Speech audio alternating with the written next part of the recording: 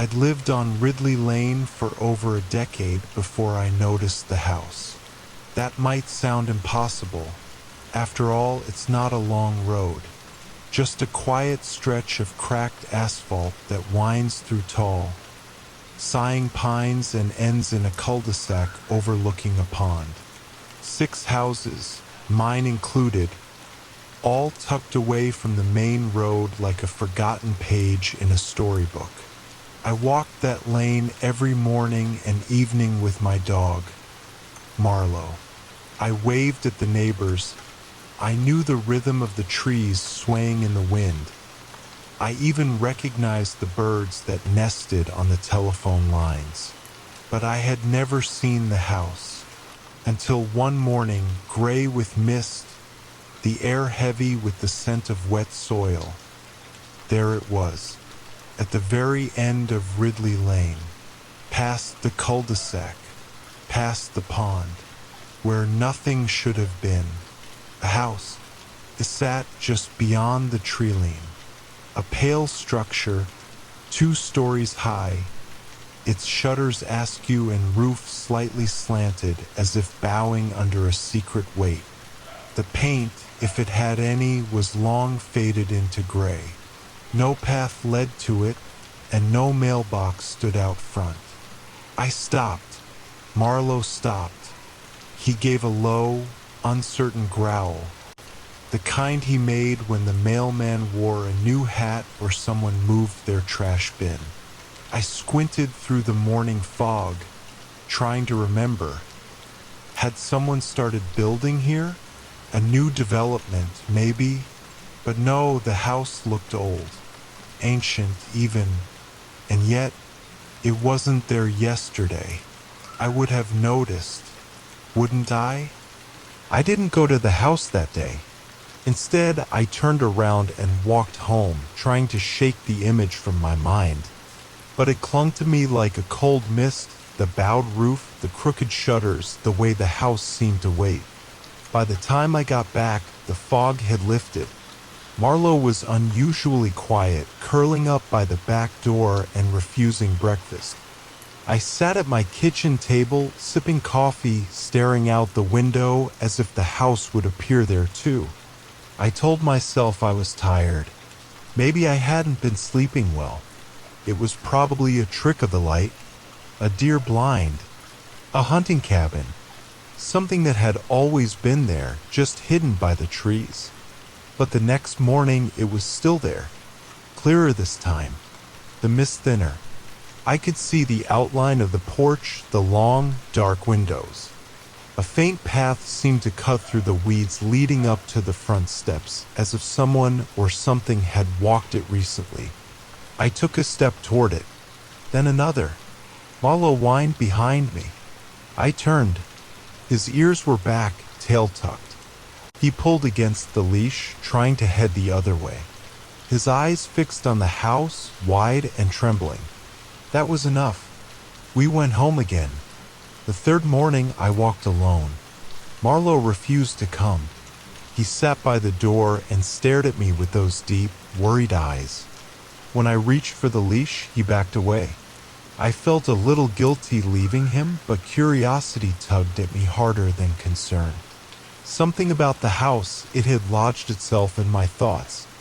Not like an obsession, more like a memory. Like a dream I was supposed to remember but couldn't quite grasp. As I neared the end of Ridley Lane, I saw it again. Still silent, still waiting, but now I noticed something new. A light, faint and flickering, behind one of the upstairs windows. My breath caught. I stood at the edge of the trees, watching the house, heart thudding with quiet intensity. That light hadn't been there yesterday. And the house, it didn't look abandoned anymore. The shutters were straightened, the weeds cut shorter. The door was closed now. It was subtle, like the difference between one dream and the next. But I was sure of it. Someone had been there. I don't remember deciding to go inside.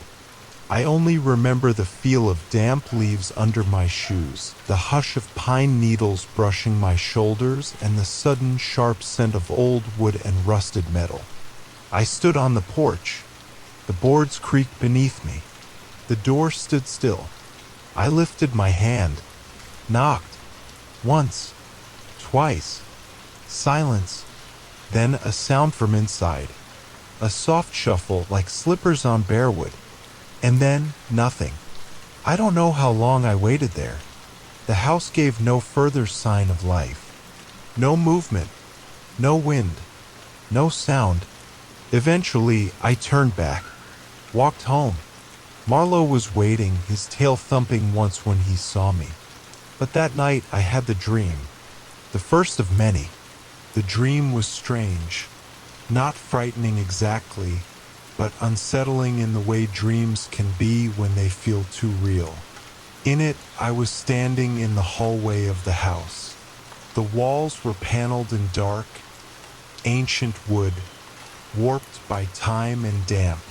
A narrow staircase curved upward into shadows.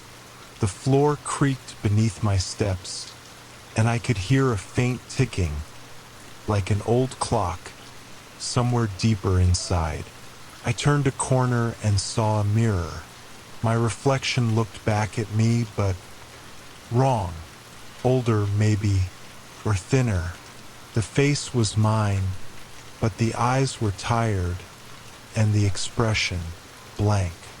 Not neutral, empty, like I had been standing there a long, long time. When I woke, the ticking was still in my ears. It faded slowly, like a distant memory sinking into the dark. The dreams continued, night after night. Sometimes I stood outside the house, watching the light flicker behind the window. Other times, I wandered its halls, turning doorknobs that led to impossible rooms. A basement that descended forever, an attic full of children's shoes, a bathroom where the water in the tub was black and still. But always I ended at the mirror. Always I saw myself looking back, a little more unfamiliar each time. During the day, I started noticing changes. Small things at first. Items on my shelves moved slightly. The hallway light would be on when I swore I'd turned it off. Once, I found my front door unlocked in the morning. I began keeping a notebook. Dreams, times, locations, anything that felt off. The entries multiplied. Then came the night I heard the knock. It was just after 2 a.m. I was in bed, half asleep, the sound blending into the edge of a dream. A soft, deliberate knock 3 times at my front door. I sat up, waited, nothing. Then another knock, faint but unmistakable. I got up, slowly, moved to the door and looked through the peephole. No one, but the porch light was flickering, and in the distance, just before the road disappeared into trees, I thought I saw something, a shape, tall still, watching. I didn't open the door. I went back to bed, but sleep did not come easily. A week passed like that. The dreams grew longer, more vivid. The house was different every time now, as if it were shifting, rebuilding itself from my memories. I'd find pieces of my childhood home in it. My father's old coat hanging in the hallway. My mother's perfume lingering in the stairwell. I tried to stay awake, to avoid the dreams, but sleep always came, and the house was always there, waiting. One afternoon, I visited the town library. I wasn't even sure why. Maybe some part of me hoped to find answers in dusty records or forgotten maps. I asked the archivist, a kind older woman named Elaine, if she knew anything about Ridley Lane. She nodded. "Old road," she said. Been around forever. Used to have more houses back in the day. Fires took a few. Storms took others. Fires? I asked. She squinted at me. Yeah, one real bad one, round 1954, I think. Took out a farmhouse at the end of the lane. Belonged to the Caldwell family. Strange folks. Quiet. The fire burned it to the ground. No one rebuilt it? She shook her head. No. The land was declared cursed. Not officially, of course. Just people stayed away. Do you have any records? Photos, maybe? She tapped her chin. I might. She returned with a faded file folder. Inside were yellowed newspaper clippings, black and white photos, a few handwritten notes. One photo showed the house, the same slanted roof, the same crooked shutters. But the picture was dated 1952, and the article beneath it read, Caldwell residence destroyed in blaze. No survivors. I read the names. Eleanor Caldwell, James Caldwell, Nathan Caldwell. My breath caught. That was my name. I left the library with the file tucked under my arm and a fog in my mind. The street outside looked different somehow. Quieter, like the world had paused to let the past catch up. I walked slowly, the folder pressed against my chest like it might slip away if I loosened my grip. That name, Nathan Caldwell. I couldn't stop thinking about it. I had no memory of any connection. No relatives named Caldwell, no stories passed down, nothing.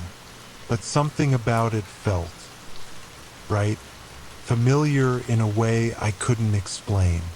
When I got home, I pulled out a box of old family records, things my parents had left behind. Birth certificates, photos, a few letters. Nothing mentioned a Caldwell, but in one photo I stopped cold. It showed a child standing in front of a wooden fence. The edges of the picture were worn, the ink faded, but the child's face was clear. It was me. At least, I thought it was. Only the handwriting on the back didn't say my name. It said, Nate, 1985, before the fire. But I was born in 1992, wasn't I? That night, I didn't dream of the house. I woke up in it. The air was still and heavy. Dust motes floated in golden shafts of light pouring through lace curtains. The wallpaper was yellowing, peeling in corners, but the room felt lived in. I stood. My legs moved without hesitation, as if I belonged there. Down the hallway, the ticking returned. Louder now, closer. I passed portraits on the wall. Faces I half recognized. A woman with tired eyes and a smile that didn't reach them. A man in suspenders, stiff-backed and stern. A boy, me. I descended the stairs slowly, hand on the banister. It was warm to the touch. At the bottom, a door stood open. Beyond it, a parlor. A fire crackled softly in the hearth. Shadows danced along the walls, and in the armchair someone waited. An old woman, eyes pale as fog, hands folded in her lap. "You're late," she said. I tried to speak, but my throat was dry. "Who are you?" I managed to whisper. She tilted her head. "I should ask you that, Nathan." I flinched at the name. "You were never meant to leave," she said softly. "You did once. But the house doesn't forget its own. The fire popped. The shadows on the walls lengthened. I'm not. I don't understand. She raised a hand, cutting me off. You'll remember. In time. Memory is like fog. It lifts when it's ready. I turned to run. But when I opened the front door, I was back in bed. Awake. Sweating. Alone. The days blurred after that. I stopped going to work. Stopped answering calls. The world outside felt too far away. I wandered my house with a strange feeling, like it was no longer mine. I'd find rooms I didn't remember entering, drawers filled with unfamiliar objects. A child's drawing, a brass key, a faded hair ribbon. Each night the house pulled me back, and each time it remembered more of me. Once, I found a birthday cake in the kitchen. 7 candles lit and flickering, though no one was there. A song hummed from another room. Another time, I saw a child's shadow on the stairs, slipping out of view just as I turned. I started hearing my name whispered from the mirrors, and always the ticking clock. Eventually, I gave up fighting it. One night, I simply let myself fall into the dream. No struggle, no fear. I walked into the house like returning from a long trip, and the house welcomed me. The doors opened without a sound. The fire was lit. The air smelled of cedar and old books. I followed the ticking, down the hall, past the portraits, into a room I hadn't seen before. There, in the center, stood a grandfather clock. This pendulum swung with a rhythm that matched my heartbeat. Beneath it, a small wooden box. I knelt, opened it. Inside, a photo of me, younger, smiling, standing on the porch of this very house. The photograph trembled slightly in my hands. In the image, I stood no older than 8 on the porch of the house I had been dreaming of, the very house that had, until recently, only existed in fragments and whispers. Behind me in the picture, the old woman, the one I'd seen in the armchair, stood with one hand resting on my shoulder. She wore the same pale expression. Her eyes, even in black and white, seemed to follow me. I turned the photo over. In the same looping cursive as before, it read, "Nate and Gran, summer before the accident." The accident. I didn't know what it meant, but in the pit of my stomach, something shifted like a tide turning.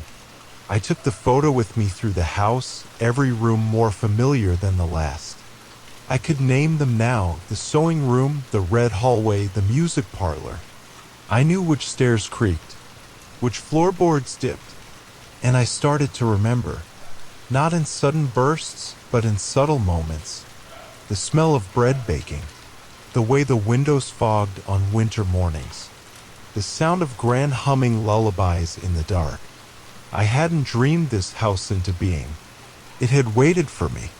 That night, the house was warmer, alive with light and sound. A radio played softly somewhere upstairs, and rain tapped gently against the window panes. I wandered room to room. Photographs that had once been blank or faded now showed faces, people whose names came to me unbidden. Uncle Will, Aunt Marnie, little Joe who always ran barefoot even in the snow. And then the nursery, a room I had never dared enter until now. The door opened without resistance. Inside, toys on shelves, a mobile slowly spinning above an empty crib. The wallpaper peeled in neat curls along the ceiling. Dust coated the floor except for a trail of tiny footprints as if someone had just passed through. In the center of the room stood a rocking horse, still gently swaying. and pinned to the crib's rail a note written in the same handwriting. "He'll come back when he's ready." I reached out to touch the horse and the world fell away. This time, when I opened my eyes, I wasn't alone. Gran stood beside the crib, her eyes reflecting the soft glow of the hallway light. "I'm glad you came back," she said. "It's been so long." "How long?" I asked, my voice barely audible. She turned to me, her expression unreadable. "The house has its own way of keeping time," she said. "Years for you. Days for me. Sometimes it forgets altogether." I sat on the edge of the bed, staring at the note. "What happened to me?" I asked. She sat beside me, the bed barely creaking beneath her weight. "There was a fire," she whispered. "In the woods. You and your parents, you ran. They didn't make it. But you were found. I didn't breathe. You were just a child. You were taken away. A new name. A new life. They said it would be best not to remember." I shook my head slowly. "But you remembered," she said softly. "Didn't you?" "Eventually." The ticking returned, louder now, closer, echoing through the nursery. "It's time," Grant said, rising slowly. "For what?" "To choose." She walked to the doorway and opened it. And beyond it wasn't the hallway. It was something else entirely. A shoreline covered in mist. Waves lapping gently at the sand. A twilight sky stretching into eternity. "You can stay," she said. "Or go back." My heart thudded in my chest. "What happens if I stay?" "You become part of the house again. Part of the memory. And if I go?" She smiled faintly. "Then the house will wait a little longer."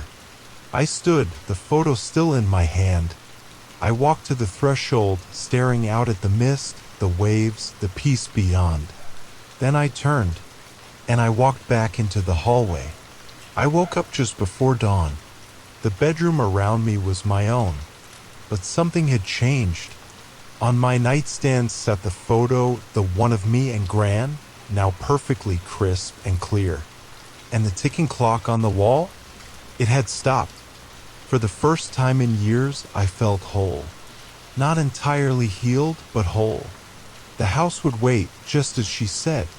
And when I was ready, I would return.